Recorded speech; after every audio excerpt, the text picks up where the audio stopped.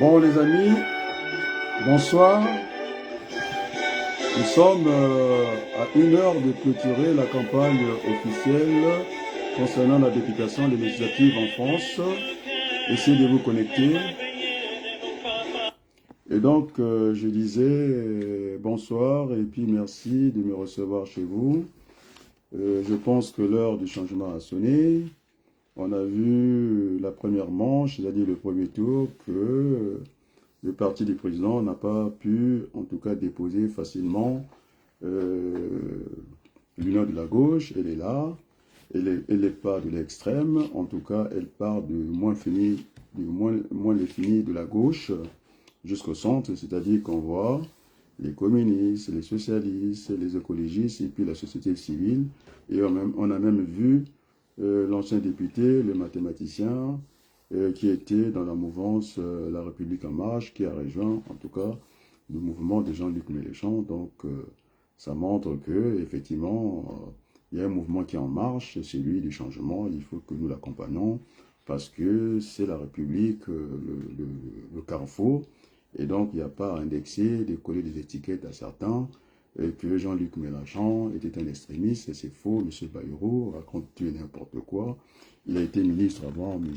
Macron, et donc c'est un républicain, et la démocratie, et c'est là où on nous exige d'avoir ce débat, en tout cas, contradictoire, parce que nous ne sommes pas des ennemis, et voilà l'enjeu, en tout cas, de cette élection. Est-ce que le programme de M. Jean-Luc Mélenchon, entouré, en tout cas, de cette gauche qui part de moins l'infini vers le centre, est-ce que c'est crédible? Oui, on a fait référence à Ken, et donc les propos de monsieur l'éminent économiste Piketty n'ont aucune résonance, parce que c'est bien qu'en temps de crise, on relance la machine par le premier moteur, la consommation, suivi de l'investissement, et puis de la dépense publique, pour ne pas parler de la dette publique. Et donc, je ne sais pas par quelle magie, on a fait le quoi qu'il en coûte, qui ne reposait sur rien. Maintenant, quand c'est en face, on vient faire la démagogie. Donc, un peu de musique et merci beaucoup.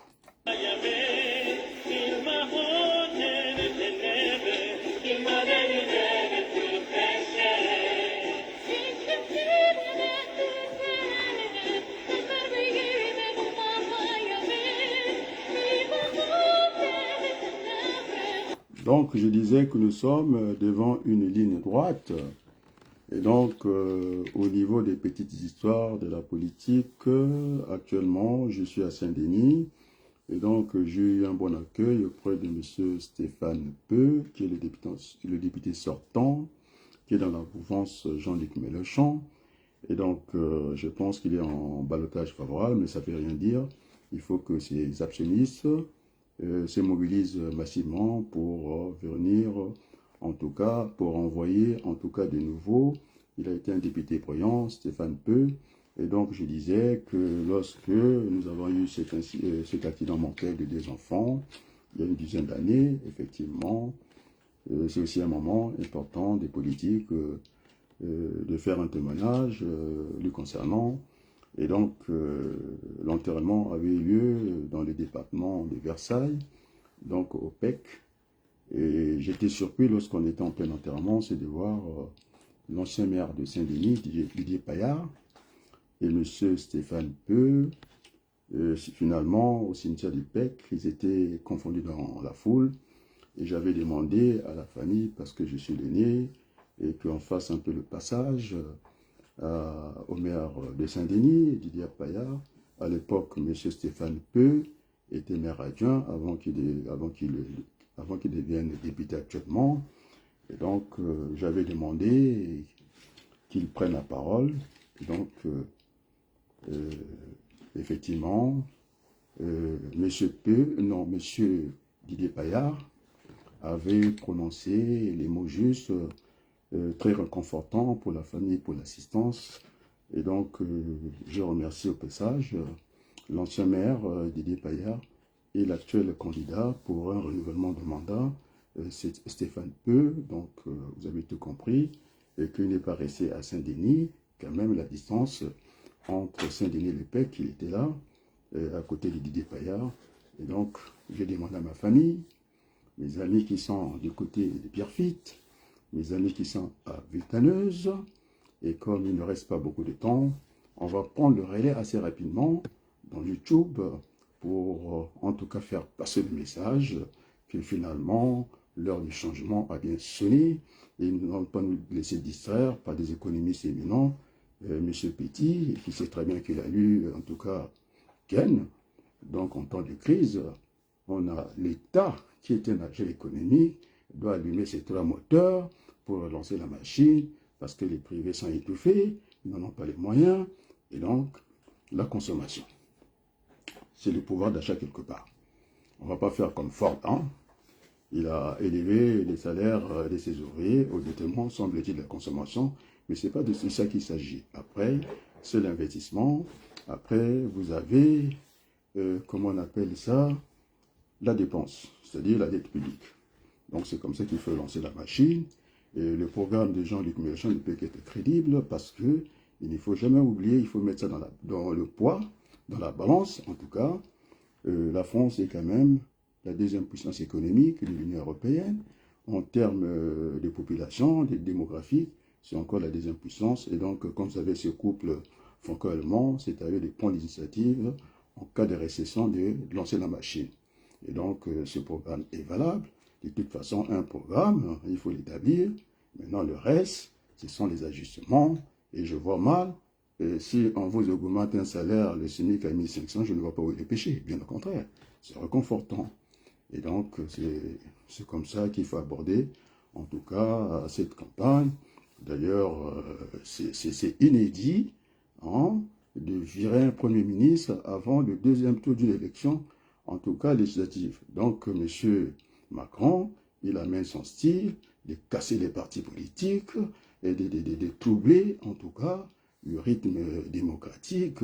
Et celle qui avait pensé, en tout cas, un certain Lionel Jospin, qui avait couplé quand même l'élection présidentielle pour des majorités claires, c'est-à-dire inverser le calendrier politique commenciel et puis conclure finalement avec les législatives pour... bon, maintenant, la cohabitation fait partie de l'esprit de la Ve République.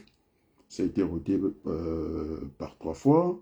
Sous l'ère Mitterrand, on a bien vu qu'un Chirac qui est très agité et que c'est ce que fait un peu Emmanuel Macron depuis l'aéroport à l'étranger en train de faire la politique intérieure. Alors que quand j'ai vu ce feuilleton, Chirac et Mitterrand à Bruxelles, la condition était claire, la France ne pouvait pas parler de deux voix et qu'ils étaient à l'étranger, il fallait qu'ils attendent qu'ils rentrent à Paris et pour commencer le débat, en tout cas politique en France. Donc cette façon de faire n'est pas bonne et donc finalement l'extrémisme, c'est pas Jean-Luc Mélenchon, on l'a vu.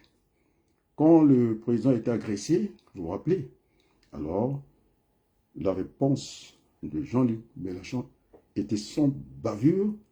Il avait, en tout cas, plaidé en faveur du président de la République. En quoi il est extrémiste, puisqu'il a été déjà ministre avant Macron, et donc on ne peut pas venir avec des raccourcis comme ça, de venir dire tout le mal contre Jean-Luc Mélenchon, donc c'est faux. Il a un projet, c'est un démocrate, et donc le centre de la vie démocratique dans un pays, c'est la République. Donc c'est un républicain.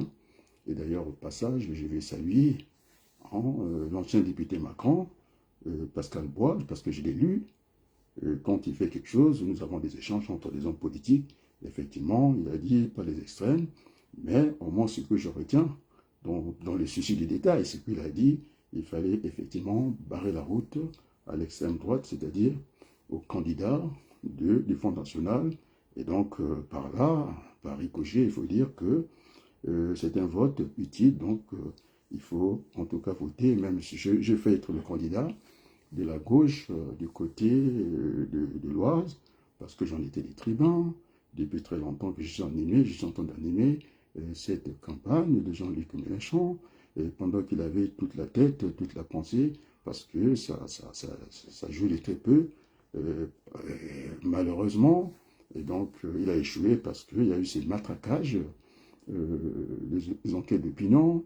Il nous a manqué un peu de temps parce que quand il a commencé à sortir les masses des gens, 100 000 personnes. Et donc, j'ai pensé à ce moment-là à un économiste sérieux qui est dans la planification stratégique, la prospective, comme on l'appelle, Michel Godet, qui disait à un certain moment, crise de la prévision, essor de la prospective, c'est-à-dire la planification stratégique. Alors, quand ces enquêteurs d'opinion, c'est-à-dire ceux qui font les sondages n'a jamais fait une élection, avec des enquêtes d'opinion autour de 1000 personnes, il nous a manqué le temps, parce qu'on a vu déferler, quand il a dit cette déferlante, il faut y aller, on a vu qu'il a fait déferler les foules, à Paris 100 000, et dans d'autres villes, tout le monde, on a vu tout Marseille dehors, et donc on n'était pas loin d'aller vers la pensée, en tout cas, chasser ces certitudes, comme l'avait indiqué, en tout cas, notre ami, que je disais, cet ingénieur, ce mathématicien, très doué en prospective économique. Et donc, voilà. Donc, un peu de musique pour que je souffle un peu. Je sais que le temps est compté. Avant 1 heure, il faut que je puisse clôturer l'émission pour ne pas mettre les candidats en difficulté. Et on y va.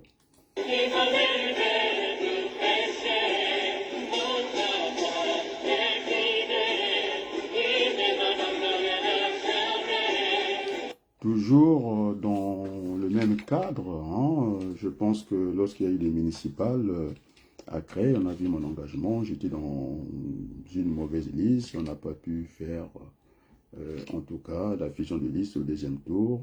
J'en ai payé les frais, mais je reste dans cette pensée du laboureur. Donc, qui n'a pas sémé, n'a pas droit à la récolte, c'est un peu ce qui va arriver au parti des Mélenchon qui fait le débat. On ne peut pas les juger sur rien.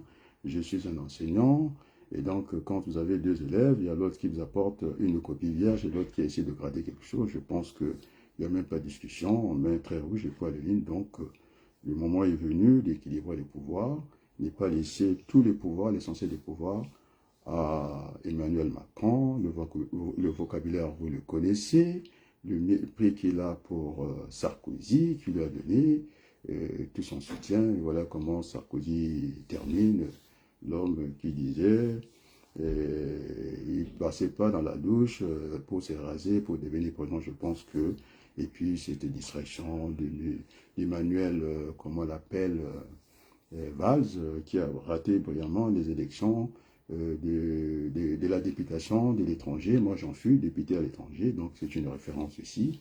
Et donc, il croyait que c'était une petite promenade comme ça, on prend l'étiquette et puis c'est tout. Moi, je pense qu'il a manqué, puisqu'il c'était un ingénieur de la communication. Je pense que ce n'est pas l'emballage qui doit faire le produit, c'est plutôt le produit qui doit faire l'emballage. Mais maintenant, pour être sérieux, pour être exigeant, c'est et le produit et l'emballage. Donc, il a voulu tromper les gens, ça n'a pas marché. Et maintenant, il a écrit un livre qui n'a pas fini avec ses aventures. Il va continuer, suivi de son grand frère Hollande, qu'il comptait réunir la gauche au détriment de cette gauche aujourd'hui unie. Et maintenant, il nous distrait avec son mariage. Il n'a pas déjà invité sa propre famille pour montrer qu'il est capable de réunir la France. Quand on ne réunit pas sa famille, on ne peut pas prétendre réunir et puis changer les choses. Donc, c'est un vieux monsieur. Il faut les laisser dans son mariage, ça ne nous intéresse pas. Les Français sont préoccupés par leur pouvoir d'achat.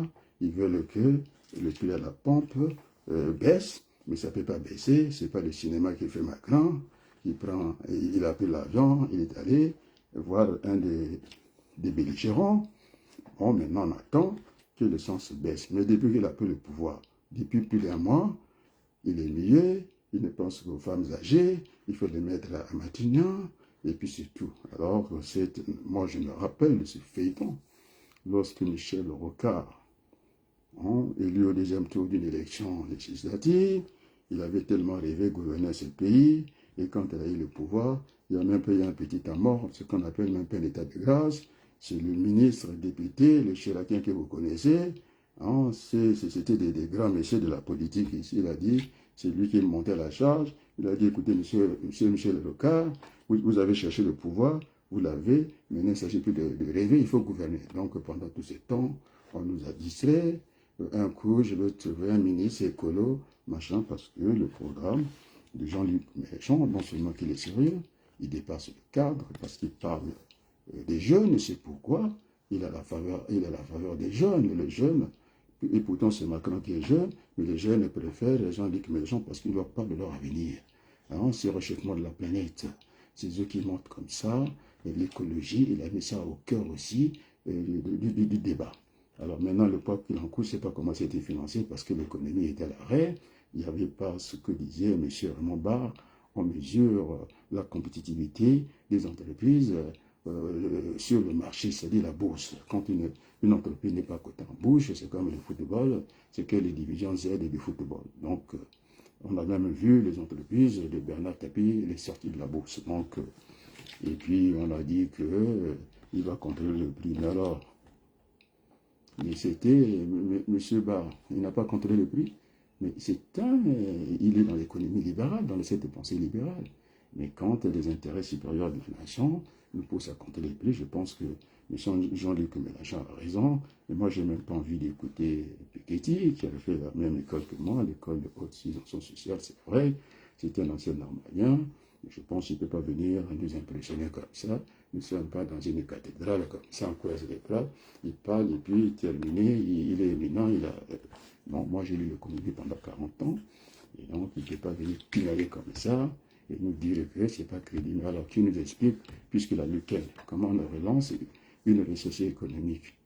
Alors, c'est pas la consommation sont des moteurs, l'investissement et les dépenses, puisqu'on parle de dette publique. Alors maintenant, quelles sont les ressources et les recettes de l'État? C'est ce qu'il faut dire. L'État, en termes de ressources, ce sont les impôts. Après, est-ce que ce sont les seules ressources, sont les seules recettes? Eh bien, l'État est un agent économique, il aura emprunté au niveau des marchés nationaux et internationaux. Alors, donc, il ne faut pas venir de faire une musique, je ne sais pas, de quelle économie. Mais puisqu'ils veulent donner des leçons d'économie, en temps de crise, on épargne. Et pourquoi on a fait le quoi qu'il en coûte, on a dépensé sans compter. Alors, en tout cas, Perkins aussi, elle a fait les mêmes écoles, elle a dit que la caisse du trésor public était cramée, c'est vrai, parce qu'il n'y a pas eu d'entrée d'argent. Et donc, je repars un peu à un économiste qui m'a impressionné beaucoup, M. André Milongo. Il disait qu'il faut qu'on arrête cette façon de préparer, parce que c'était un financier, un trésorier d'un bon niveau. Il a été à la Banque mondiale, on l'a vu, administrateur. Il dit, on va faire un budget d'État en commençant par les dépenses, comme l'a fait le Front National des catalogues. Alors, on met tout, et puis finalement, on a du mal à équilibrer le budget. Maintenant, au niveau de l'État régional, effectivement, nous n'en sommes plus à deux lignes. Maintenant, les municipalités, les comités territoriales, qui n'ont pas assez de moyens, c'est ce que j'ai indiqué d'abord à créer. Il fallait avoir ces trois lignes. Je corrigeais ça parce qu'il y avait un expert comptable qui est venu s'embrouiller là-bas. Je dis, c'est pas ça. Et, il fallait, dans le budget de l'État, communal ou régional, il fallait s'attendre, si on n'est pas très riche, les dotations de l'État, il fallait les impôts locaux, il n'y avait pas les impôts locaux, et puis on avait cette possibilité d'aller faire des emprunts au niveau du marché national et international. Alors voilà, et puis maintenant, on peut mettre les dépenses, et puis à côté, et puis pour équilibrer ce budget-là. Et c'était comme ça.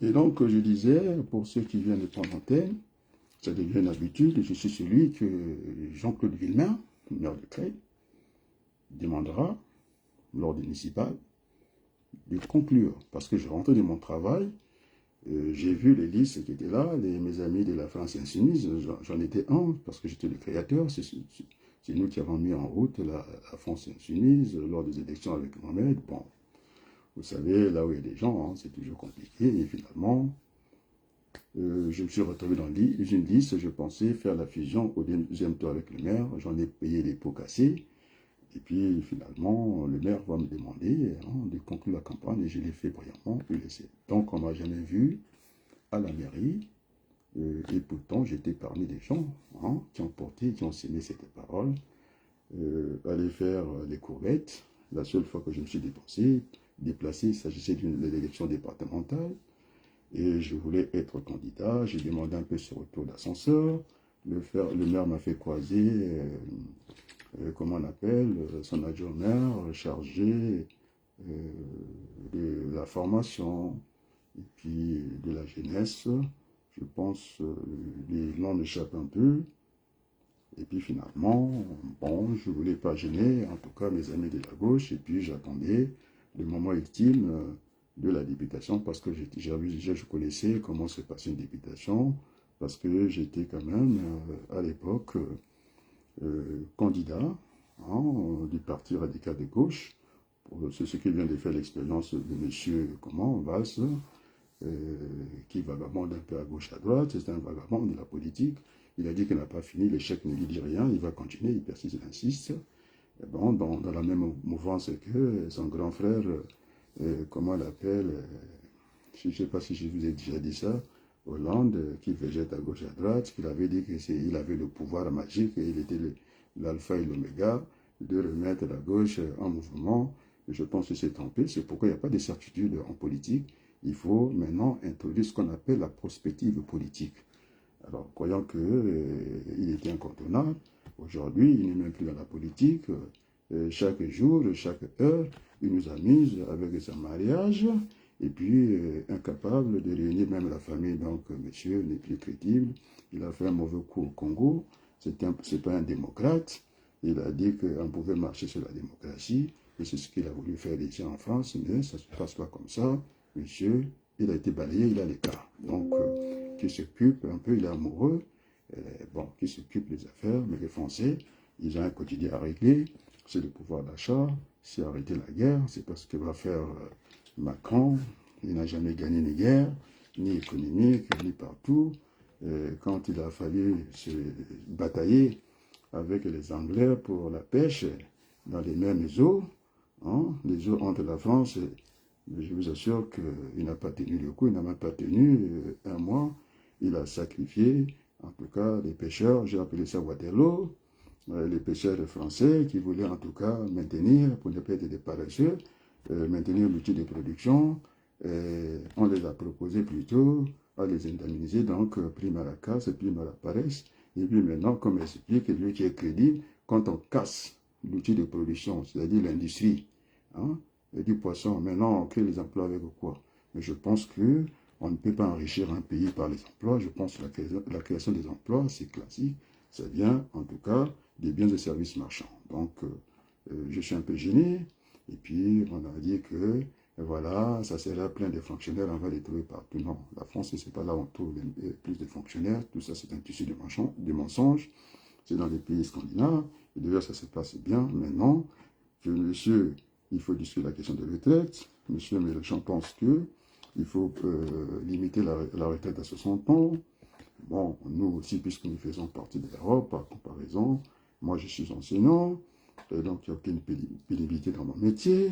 Il faut faire, en tout cas, secteur par secteur, de discuter cette question, en tout cas des retraites. Ben, la Dieu n'est pas y arrivé avec la retraite par capitalisation, alors que nous le faisons par répartition. Et donc, du coup, c'est une question centrale. Beaucoup de gouvernements ont échoué. Et donc, il faut discuter cette question avec les partenaires sociaux, c'est-à-dire d'un côté les syndicats, et puis de l'autre, vous avez le patronat. Donc, d'ailleurs, moi-même, je l'avais organisé, ce débat-là, à l'université de Chartres, à l'UIT, lorsque Mme Fernandez, chef de département au transport de logistique, avait confié de faire des projets. J'avais fait cette passerelle entre le monde de la production et puis la formation, de façon que nous discutons, en tout cas les questions au centre. C'était la loi des 35 heures et que je pensais l'université devait être... D'ailleurs, j'étais bien compris par Mme Fernandez. L'université ne peut pas venir, c'était un haut lieu du savoir d'avoir un discours linéaire comme ça. Et donc, il fallait avoir cette contradiction, c'est-à-dire la discussion pour que les étudiants tirent le meilleur de ça. D'ailleurs, c'est ce qu'on appelle la thèse antithèse. Et puis que la synthèse nous revient, c'est comme ça qu'il faut discuter. Mais vous avez tous ces fouillards-là. Monsieur Hollande, il n'a pas défendu son bilan. Et maintenant, il va faire quoi? Alors, il croit que celui qui part à la chasse a toujours sa place. Non, les temps révolus, il n'a plus sa place. Il faut renouveler le personnel politique. Et au moment où on parle des élections, les Français qui souffrent à la pompe, eh bien, il nous amuse de son mariage. Alors, le mariage, on le fait le samedi, et puis on s'arrête là. On fait c'est pas une nuit de noces et puis terminé. Moi, je ne lis que ça. Alors, moi, j'ai envie de lire les vrais sujets de la politique, ce qui nous concerne, le pouvoir d'achat, la possibilité d'acheter, l'impôt est imbécile, la TVA, il faut qu'on en discute. Et puis, on a l'impression que toute l'économie ne repose que au niveau des actionnaires, c'est-à-dire des capitalistes, c'est la TVA. Il n'y a pas que la TVA. Nous aussi, on contribue. Il y a la politique en France, elle est d'un côté fiscale, c'est-à-dire vous avez la TVA, c'est sur la richesse du pays. Après, de l'autre côté, l'autre côté, vous avez l'appareil fiscal qui est financé par les cotisations sociales sur le PIB et sur ce qu'on appelle les prélèvements obligatoires. C'est ça qu'il faut expliquer aux Français. C'est ça qu'il faut expliquer aux Français. Bon, maintenant, un peu de musique et puis je reviendrai à la charge parce que le temps est compté. Il ne faut pas que j'arrive à pénaliser notre camp. Et donc, ils ont fait les débats. Et je félicite aussi Jouvet, je pense, hein, c'est un jeune cadre du Parti Socialiste. Nous avons l'habitude d'échanger. Et là aussi, là où il se bat là-bas, j'ai vu M. Alphonse Derry. Hein, c'est un vieux économiste qui a été, je pense, ministre dans ce pays. À 100 ans, il s'est déplacé pour dire, les enfants, votez le changement. Alors, ceux qui ne veulent pas l'entendre, après, il ne faut pas venir. Hein, maintenant, on a fini avec les métaphores de la politique. Maintenant, ce sont des anaphores. C'est-à-dire, il faut marteler, il faut répéter en quoi c'est mauvais d'avoir une augmentation des salaires. Monsieur Péquetier a dit que si on augmente les salaires, vous avez ce cycle infernal, salaire, inflation. Non, monsieur. Ça sera encadré parce que même Barre a contrôlé les prix à un certain moment. Donc, il a dit, c'est de contrôler pas tous les prix de l'économie. Nous sommes dans cette économie libérale. Et donc, nous allons c'est-à-dire que le programme, il existe. Même en comptabilité, on appelle ça le RPE, une révision périodique de l'existant. Nous avons quelque chose qui existe. Donc, si vous quittez le monde de la comptabilité ou le monde commercial, vous venez chez nous, qu'on appelle des économètres, des gestionnaires des économistes, on appelle ça un ajustement. On va ajuster. Et donc, l'avenir n'est jamais que d'avance. Et donc, si on n'arrive pas à avoir les 1500 promis, parce qu'effectivement, la promesse n'engage que ceux qui les tiennent, mais quand même, la promesse reste une dette. Et donc, on s'en tient sur ces deux pieds-là et on verra. Donc, je dis que c'est un scénario. Nous avons 5 ans devant nous.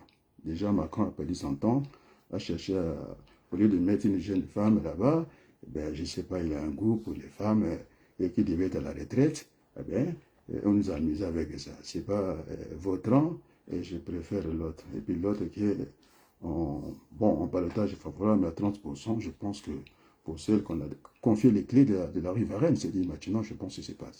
Ils sont désavoués, et donc il faut l'accepter. C'est l'élection présidentielle qui devait donner l'engouement. On ne sent rien, il n'y a même pas de musique, il n'y a rien, encore des papiers, et puis c'est tout. Donc voilà, il faut l'accepter. Tous les candidats de la gauche réunis, ils ont mis la photo de Mélenchon, et donc M. Macron, il est là chercher le Premier ministre, dans quel panier, hein? En tout cas, la gauche l'a désigné. Et donc, il ne fait pas partie des l'union de la gauche pour venir, en tout cas, être arbitre. Il est président de la République, il doit être le déchet de la République. Maintenant, il doit écouter les Français. Maintenant, s'il ne veut pas écouter les Français, le vocabulaire, je le connais, et je vous emmerde, c'est-à-dire il a envie de nous emmerder. Non, monsieur. Donc, nous sommes en démocratie. La démocratie, c'est discuter, c'est discuter. Et puis, jusqu'à trouver ce qu'on appelle un compromis sans compromission. C'est ça la République. Donc, notre centre, le carrefour, ce sera la République. Donc, c'est faux. Mais les gens, même s'ils portent le même costume que moi, pourquoi que j'ai la tête de quelqu'un, d'un extrémiste? Je suis un universaliste.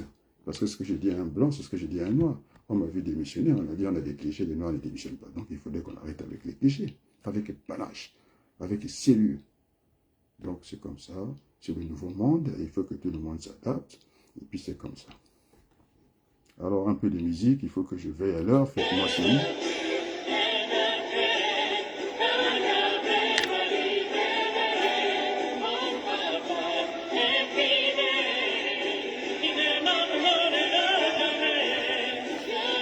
Ah, on a besoin de lunettes, vous voyez?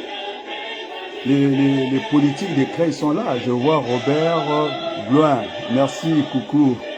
Merci à toi. Je serai entre l'Oise et Saint-Denis. Je connais du monde, on verra bien. Je suis... Alors, il fallait que je prenne mes yeux, les lunettes, que je regarde. Effectivement, nous avons de la visite, hein, en tout cas des hommes politiques de premier plan, hein, Monsieur Robert Blanc, qui était avec nous au Parti radical de gauche. En tout cas, ça parlait toujours compté dans le département. Et le voir là, je vois Fred Dioulou qui est du côté du Maroc. Bon, finalement, nous sommes suivis dans le monde entier.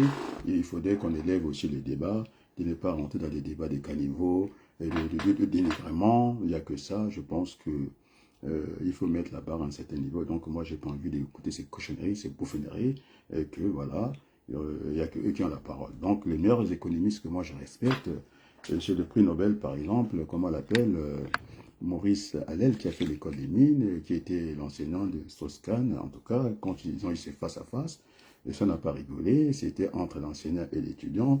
Normalement, si on n'a pas de complexe, il est fait aussi de sorte que l'élève dépasse le maître. Moi, c'est comme ça que je m'engage dans l'enseignement. Je ne suis pas venu avec une science infuse où je connais tout. Non, ceux qui savent tout ne connaissent rien pour ne pas aller dans la pensée de Socrate. Hein. C'est pour qu'il avait même refusé, hein, d'écrire les livres parce que il y a toujours des déformations.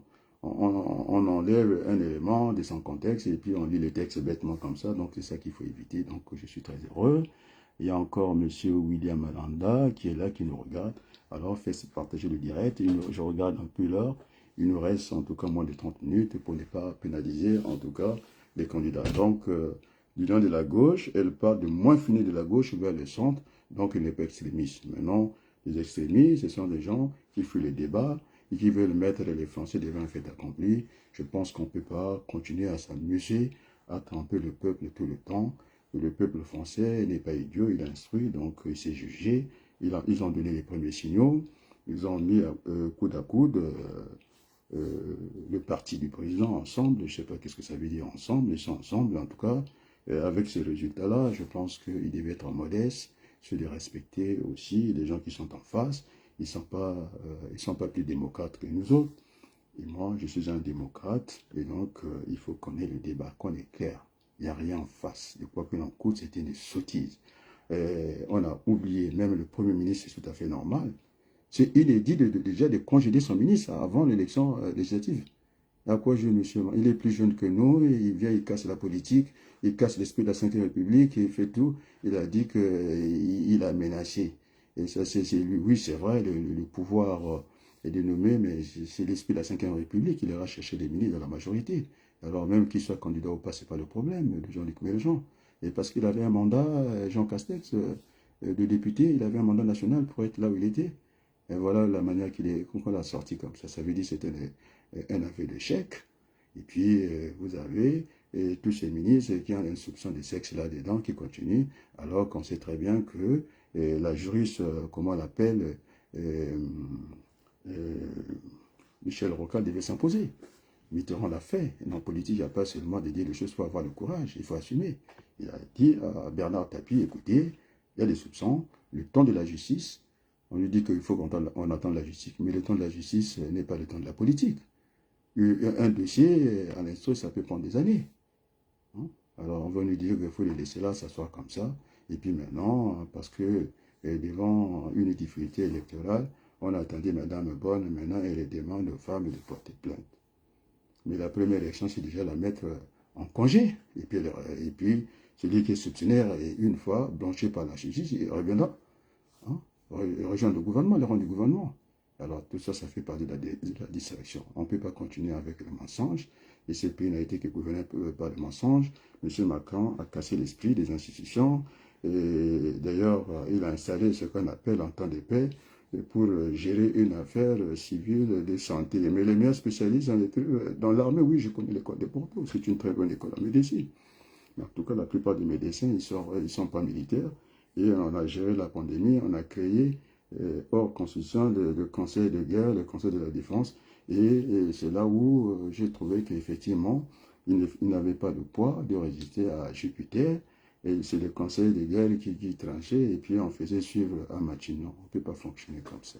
Et si on continue comme ça, je vous assure, moi j'ai mes 3 vaccins. Et il faisait sembler à l'immunité, comme on appelle ça, naturelle. Ils venaient tout ça à la télévision pour qu'ils ne soient pas vaccinés.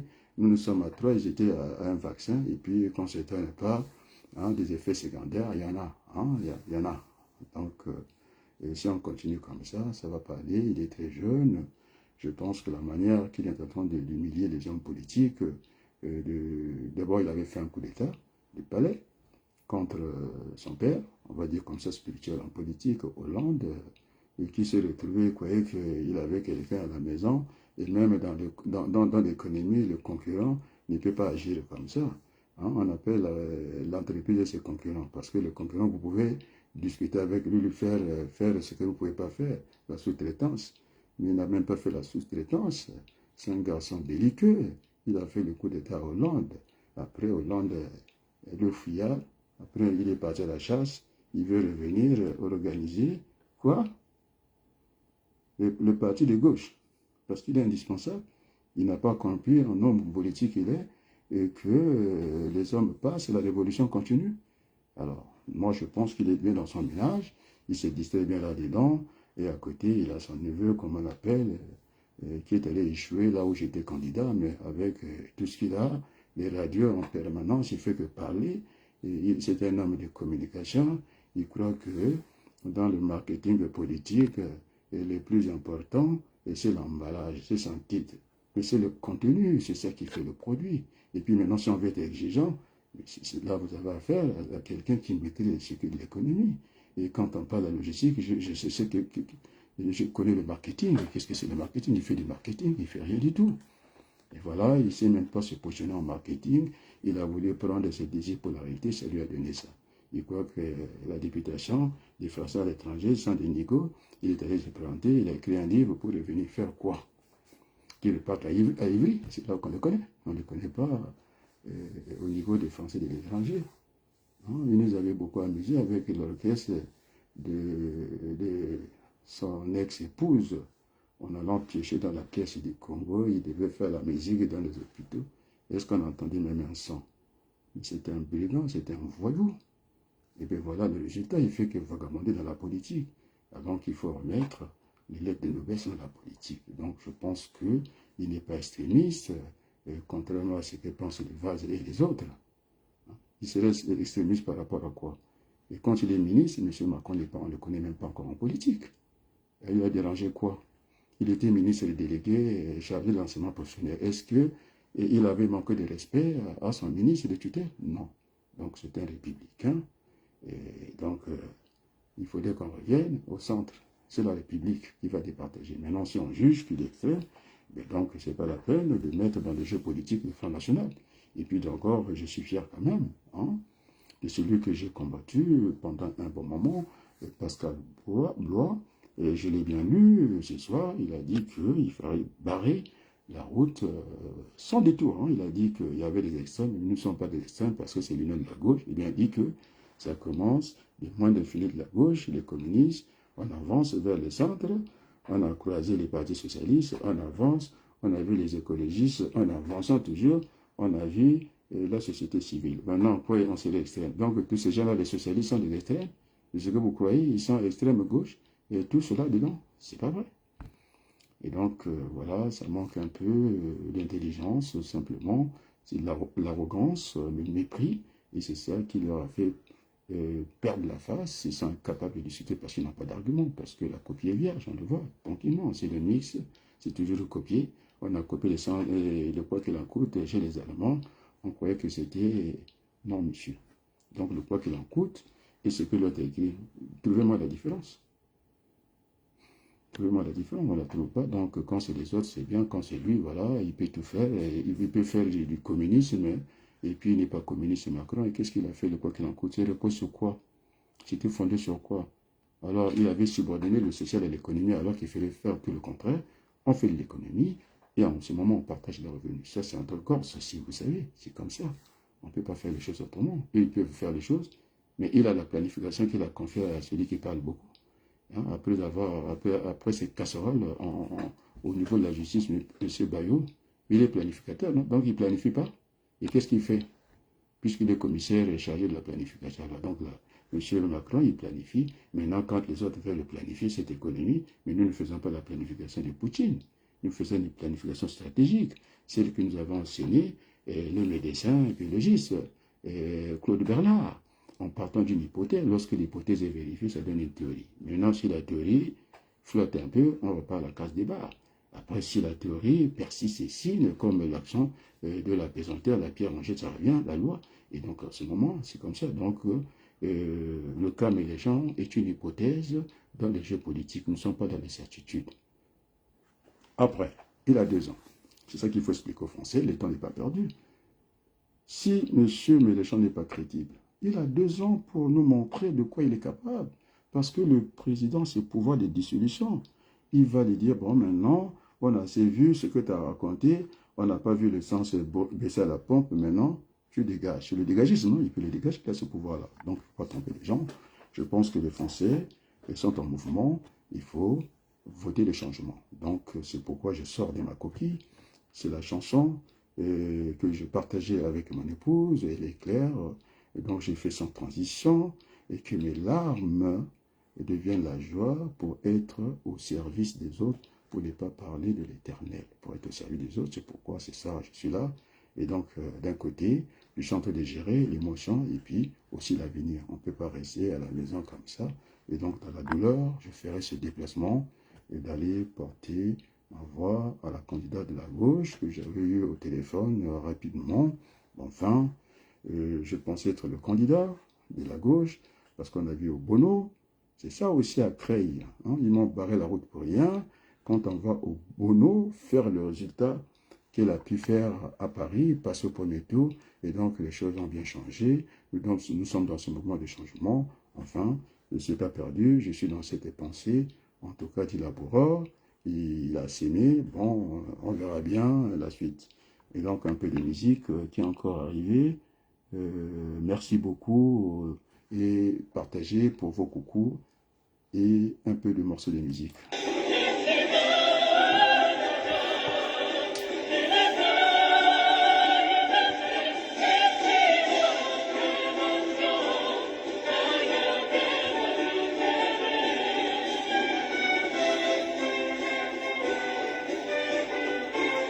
Donc, j'essaie de regarder l'heure. Il ne faut pas que je puisse pénaliser mon camp.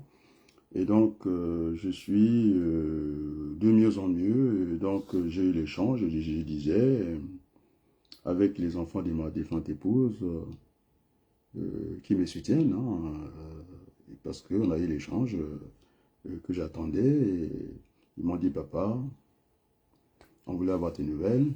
Il faut que tu te portes bien. Donc, c'est rassurant. Et donc, de la douleur, on ne va pas continuer, j'essaie de la transcender. Et je pense que si elle était là, je pense qu'elle ne m'aurait pas interdit d'aller voter. Et donc, je ferai le déplacement de Creil. On verra un peu, parce que je disais dans la politique, les choses, je ne vais pas faire comme Jospin, qui avait dit qu'un soir, c'est terminé la politique. Moi, je fais comme Chirac, je relance le relancement, donc le combat continue. Et donc, on verra bien au niveau de l'accueil à Saint-Denis, parce que je les connais, je le connais très bien. Didier Payard, les Braouzek, on verra un peu quelle sera la place et qui m'accorderont pour continuer ce combat. Je pense qu'on a vu, la preuve en est que ces messages, on me l'a dit, on l'entend partout parce que si on n'avait pas été là dès le départ, de préparer ce terrain, je suis parmi les penseurs. Je pense que le Blois, c'est un homme politique, il le sait très bien. Je suis celui parmi les premiers qui ont dit par les mathématiques que j'appelle de mes voeux dans la politique, ce changement de repère, c'est-à-dire on reviendra toujours à l'origine, c'est la République. Que si on ratait, si on avait raté, c'était l'hypothèse. Hein. Il n'y avait pas de certitude. Si on rate Macron, eh bien, il faudrait qu'on le croise sur le chemin de la cohabitation. Et je pense que Mélenchon avait raison, il avait toute sa tête, parce qu'il a failli, en tout cas, démentir les statistiques, parce qu'il sortait des masses, 100 000 personnes à Paris, je ne sais pas, 80 000 ici, à gauche, à droite, et donc ça a failli écraser les enquêtes d'opinion, mais on n'avait pas suffisamment de temps, et puis autour de lui, les vêtements qui ne protégeaient pas suffisamment, tu les laisses à découvert dans des sujets de voix de la police. J'étais obligé d'intervenir, de demander à Jean-Luc Mélenchon, comme Jospin, est-ce que vraiment tu as envie de la victoire? Il faut que tu arrêtes aussi un peu ce langage latino-américain, même si on est habillé comme eux, mais la vie ne fait pas toujours le moine. Je pense que je dois avoir le même costume que Jean-Luc Mélenchon. C'est le costume de la victoire. Bon, c'est vrai qu'il ne faut pas le dire comme ça. Il ne faut jamais vendre la peau de l'ours avant de l'avoir tué, sinon on risque de démobiliser l'électorat, la déferlante. Donc, tous, si on veut le changement, il faut faire les déplacements. C'était un dimanche, et d'ailleurs, Jupiter qui a le courage, il aurait pu rendre, en tout cas, l'élection, en tout cas, obligatoire. Il ne le fait pas, mais il est courageux en quoi? Surtout qu'il n'a plus rien. C'est son dernier mandat. C'est là où il devait mettre le paquet. Dans les premiers jours, quand il était élu, il allait mettre le gouvernement au travail. C'est la distraction. On n'a jamais vu ça dans la Ve République. Il a viré son premier ministre, ça se dépend. Maintenant, il est troublé. Et donc, Jean-Luc Mélenchon a raison. Le bateau coulant, eh bien, il a préféré prendre l'avion désert. Donc, il a fui. C'est une fuite en avant. Et nous l'attendons. Et puisque nous ne pouvons pas l'attendre, nous allons faire la campagne. Parce que c'est bouclé. Il n'a qu'à rester là où il est. Donc, les absents ont toujours tort. Il viendra constater, puisqu'il a voulu nous prendre par surprise, il sera devant un fait accompli. C'est ça, la République.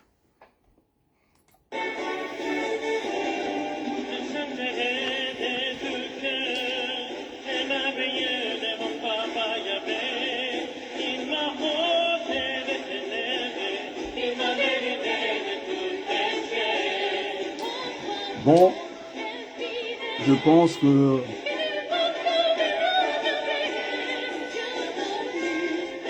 il faut conclure le débat parce que il ne reste pas beaucoup de temps pour ne pas invalider l'élection. Et donc, je demande au peuple français d'aller voter le changement. Le changement, c'est Jean-Luc Mélenchon avec un programme bien élaboré. Et puis, il a 2 ans pour montrer ses capacités. Si ça ne va pas, maintenant, il va que s'en prendre à lui-même parce que, et quand il demande cette cohabitation, il faut qu'il explique au peuple français. Et il a un sursis de 2 ans. Maintenant, s'il fait moins que ce qu'il a proposé aux Français, il sera démêlé de ses fonctions. Le président va prendre ce qu'il a à la main droite, l'arme de dissolution, et pour repartir à une nouvelle élection, à une nouvelle majorité, parce que la nouvelle remplace toujours l'ancienne majorité. C'est ça la démocratie. Et donc, à bon entendeur, salut. Et donc, il faut prendre le scénario Jean-Luc Mélenchon, augmenter un salaire, ce n'est pas mauvais. Et puis, on verra bien comment va fonctionner cette République, puisqu'il y a eu le quoi qu'il en coûte, et quelqu'un qui dit que il a présenté quand même sur papier, il n'est pas allé se cacher derrière un conseil militaire avec le secret défense. Il a son projet, ça a été publié, ça n'a pas coûté cher pour que tout le monde ait au moins un regard sur ce qu'il a dit. Pour moi, c'est crédible parce que la France est quand même la 2e puissance économique d'Europe et la 2e puissance démographique. Et donc, il y a toutes les raisons de la crédibilité de ce programme. On appelle ça une relance parce qu'il y a une récession économique et la crise sanitaire n'a pas aussi facilité les choses. Et donc, il faut aller dans cette direction. Sur ce, je vous dis un grand merci. Vive le changement. Vive Jean-Luc Mélenchon à Matignon. Et merci beaucoup. Je vous remercie.